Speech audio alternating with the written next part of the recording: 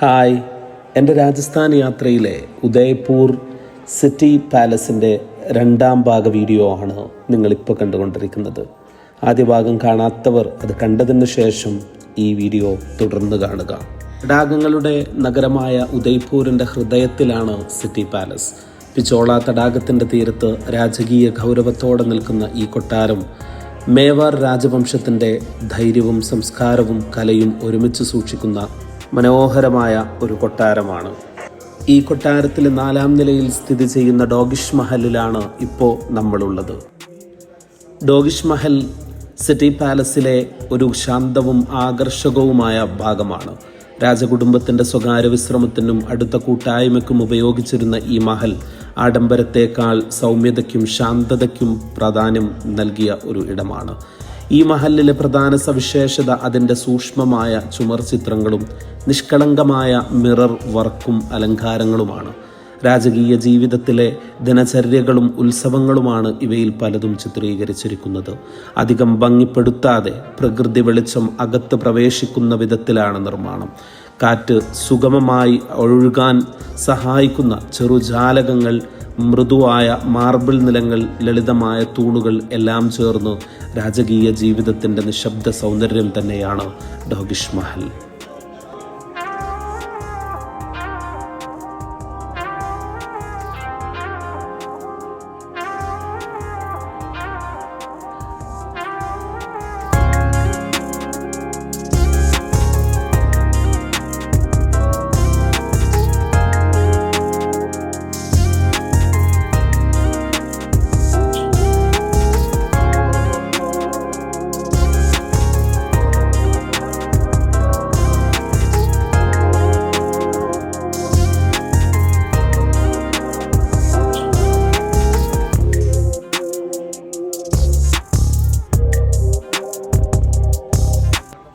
ഡോഗിഷ് മഹൽ കടന്നു പോയാൽ ഒരു ചെറിയ വ്യൂ പോയിന്റിലേക്കാണ് വഴി തുറക്കുന്നത്. ഇവിടെ എത്തുമ്പോൾ സിറ്റി പാലസിൻ്റെ ആഡംബരങ്ങൾ പിന്നിലായി ഉദയ്പൂരിൻ്റെ യഥാർത്ഥാത്മാവ് മുന്നിൽ വരികയുന്നു. ഒരു വശത്ത് പിച്ചോള തടാകത്തിൻ്റെ ശാന്തമായ നീലവെള്ളം, മറ്റൊരു വശത്ത് വെളുത്ത വീടുകളാൽ നിറഞ്ഞ തടാകങ്ങളുടെ നഗരം, കാറ്റിനൊപ്പം ഒഴുകുന്ന നിശബ്ദത. ഇതൊരു കാഴ്ച മാത്രമല്ല, ഒരു അനുഭവമാണ്. ഈ വ്യൂ പോയിന്റ് രാജാക്കന്മാർ നഗരത്തെ നിരീക്ഷിച്ചിരുന്ന, ഉത്സവങ്ങളും ദൈനംദിന ജീവിതങ്ങളും ദൂരത്ത് നിന്ന് ആസ്വദിച്ചിരുന്ന ഒരു രാജകീയ സാക്ഷ്യമാണ്.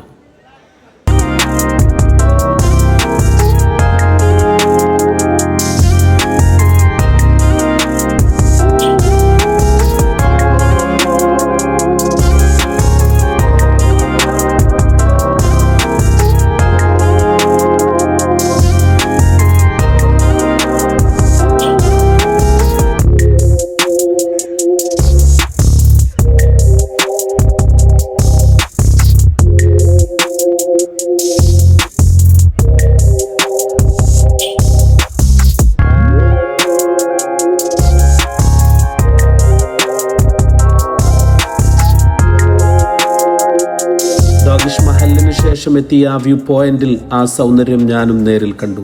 പിച്ചോള തടാകത്തിൻ്റെ ശാന്തതയും ഉദയ്പൂരിൻ്റെ വെളുത്ത നഗരവും മനസ്സ് നിശബ്ദമാക്കുന്ന ഒരു നിമിഷം. രാജാക്കന്മാർ ഒരിക്കൽ കണ്ട അതേ കാഴ്ച ഇന്ന് ഞാൻ എൻ്റെ കണ്ണിലൂടെ കണ്ടു. അതിനുശേഷം ഞാൻ പതിയെ താഴോട്ടിറങ്ങാൻ തുടങ്ങി. ഓരോ പടിയും പിന്നിടുമ്പോൾ രാജകീയ ജീവിതത്തിൻ്റെ മറ്റൊരു മുഖം തുറന്നു കാട്ടുന്ന കാഴ്ചകളായിരുന്നു മുന്നിൽ. രാജാവ് ഭക്ഷണം കഴിച്ചിരുന്ന വിശാലമായ ഹാൾ, ശാന്തത നിറഞ്ഞ അന്തരീക്ഷം, ആനക്കൊമ്പുപയോഗിച്ച് അതിസൂക്ഷ്മമായി കൊത്തിയെടുത്ത വാതിലുകൾ, അവയുടെ ഓരോ വരയിലും കാലത്തിൻ്റെ കരവിരുത് കാണാമായിരുന്നു. അതിനോടൊപ്പം രാജാവിൻ്റെ റീഡിംഗ് റൂം അറിവിനും ചിന്തക്കും നൽകിയ പ്രാധാന്യം ഓർമ്മിപ്പിച്ചു.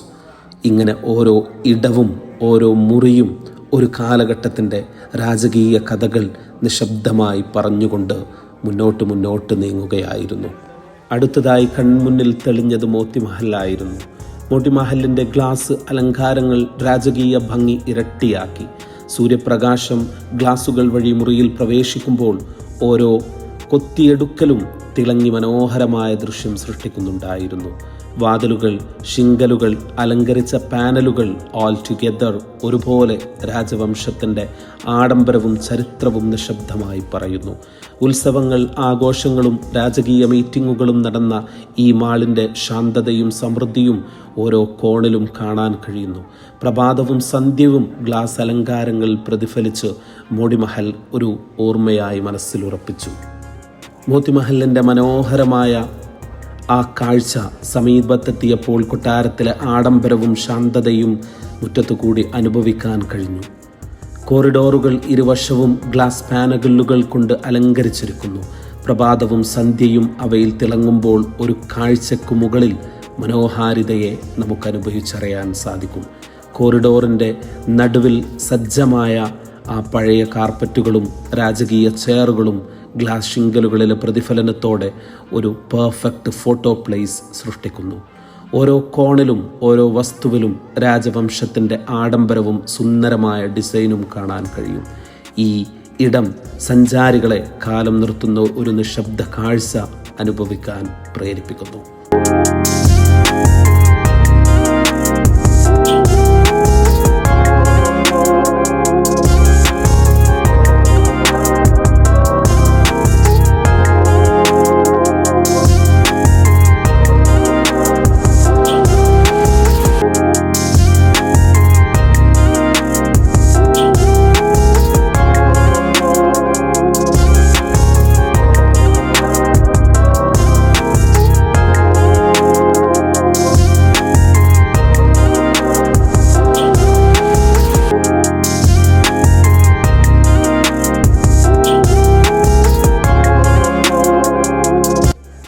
കോറിഡോറിലൂടെ മുന്നോട്ടെത്തിയാൽ അടുത്ത മുറിയിലേക്കാണ് പ്രവേശിക്കുന്നത്.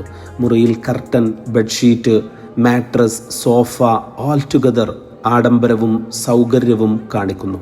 രാജകീയ ശൈലിയിൽ സജ്ജീകരിച്ച ഈ മുറി അതിൻ്റെ വസ്തുക്കളിലൂടെയും അലങ്കാരത്തിലൂടെയും ഒരു കാലഘട്ടത്തിൻ്റെ രാജകീയ ജീവിതത്തിൻ്റെ നിശബ്ദ സാക്ഷ്യം നൽകുന്നു. സോഫ, ബെഡ്, കാർപ്പറ്റ്, കർട്ടൻ അങ്ങനെ തുടങ്ങി എല്ലാം വിത്ത് പെർഫെക്ഷനോടുകൂടി നമുക്ക് കാണാം. മുറിയിലെ പ്രകാശവും ഗ്ലാസ് അലങ്കാരങ്ങളിൽ പ്രതിഫലിച്ച് ഒരു മനോഹരവും സൗകര്യപ്രദവുമായ അന്തരീക്ഷം സൃഷ്ടിക്കുന്നു.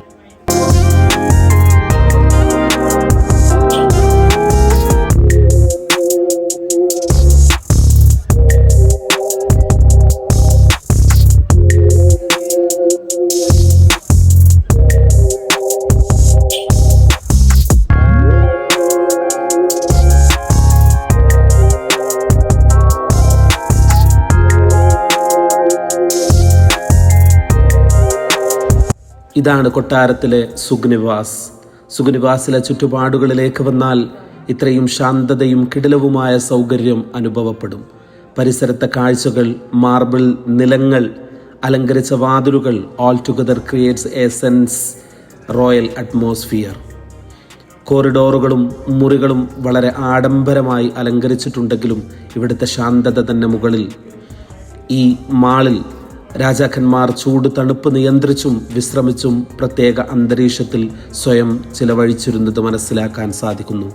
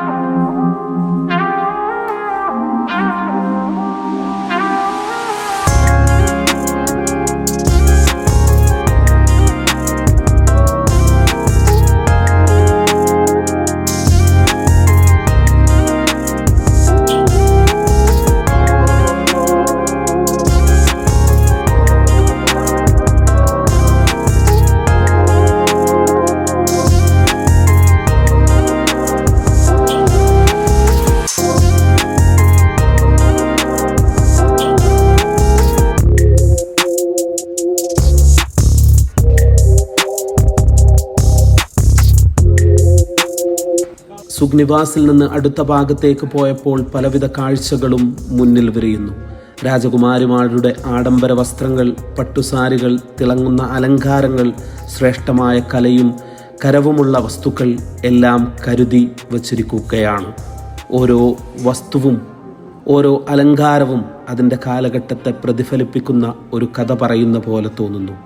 മാളിലെ ഹാൾ, കോറിഡോറിലെ ഡിസ്പ്ലേ കേസുകൾ എല്ലാം ചേർന്ന് ഒരു വിശാലമായ കലാസഞ്ചയം സൃഷ്ടിക്കുന്നു.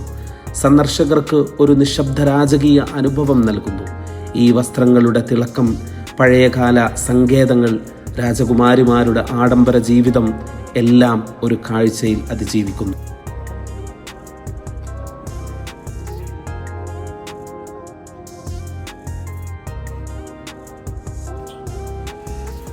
സിറ്റി പാലസിൽ കാഴ്ചക്കാർക്കൊരുക്കിയിരിക്കുന്ന അവസാന ഭാഗത്തിലാണ് വിവിധ തരത്തിലുള്ള മഞ്ചക്കുകൾ പ്രദർശിപ്പിച്ചിട്ടുള്ളത്.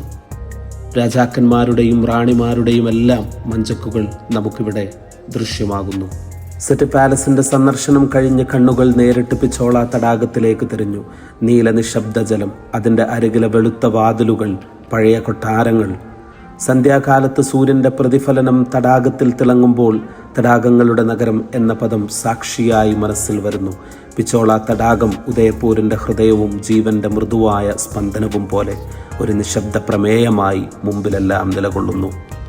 സിറ്റി പാലസിന്റെ ശോഭ, മഞ്ചക്ക് ഹാൾ, മോത്തി മഹലിന്റെ തിളക്കം, സുഖ്നിവാസിന്റെ ശാന്തത, ഓൾ ടുഗദർ മനസ്സ് നിറഞ്ഞു. കണ്ണുകൾ പിച്ചോള തടാകത്തിലേക്ക് തിരഞ്ഞപ്പോൾ തടാകങ്ങളുടെ നഗരം എന്ന ഉദയപൂരിന്റെ രാജകീയ കാഴ്ച മനസ്സിൽ ഓർമ്മയായി. Signing off, Mubashir സ്റൂഹ്.